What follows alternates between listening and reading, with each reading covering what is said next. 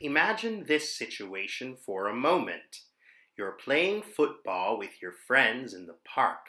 You trip over the ball and you break your arm or you break your leg. It's annoying because you often have to go to the hospital. Sometimes you even have to wear a bandage or a cast. But it's not the end of the world, and when you finally finish the experience, you have a funny or interesting story to tell your friends and family. Sometimes you can even use this experience to do some writing. Today, you're going to learn how to write about a medical emergency in English. But in this story, we're going to use a structure that is a little bit different from the stories that we have written before. Normally, when we write a story, it has a beginning, a middle, and then an end. In the beginning, we introduce the characters and the conflict. In the middle, we develop the characters and the conflict some more. And finally, in the end, we resolve the conflict and maybe the characters learn something new. However, in the story you're going to write today, we're going to swap the middle and the beginning. How will this work? For example, let's imagine that you're writing a story about how you broke your arm when you were playing football in the park. You're going to start by writing, I broke my arm in the park when I was playing football with my friends. So the conflict is going to develop immediately. Then you're going to enter a time machine and you're going to explain what happened before this. You're going to explain why you went to the park, why you were playing football, and what happened and how you broke your arm. And then the story will end normally. Let's look at an example.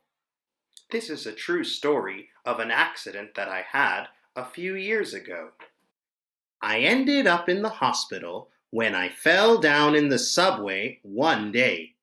It was a scary experience. Here, I'm starting directly in the middle of the story, but I'm not telling you any more information. Then we take a time machine and we go back to the beginning of the story. On a Sunday afternoon, I was walking onto the subway train when I took a really big step. Instead of entering the train, I fell into the gap between the train and the platform. I waited for a long time and I got very nervous. Finally, a friendly security guard helped me get out of the gap and I was safe. So what I did in the second paragraph is I went back to the beginning of the story. I talked about who the characters were, when it happened, where it happened, and what happened. Now I'm going to take my time machine back to the present, and I'm going to continue with the rest of my story. However, I had to go to the hospital because I had lots of bruises, and I thought maybe I had broken my leg. In the end, it wasn't broken, but I had to use an ice pack on my leg, and I couldn't move it at all. I had to take some medicine too. In this part, I give more details about what happened after the accident. Finally, in the ending of the story, I wrote this. After that day, I learned a very important lesson. When the subway station announcer tells you to mind the gap, you should listen. So I resolved the story in an interesting way, and I also told the reader that I had learned something new.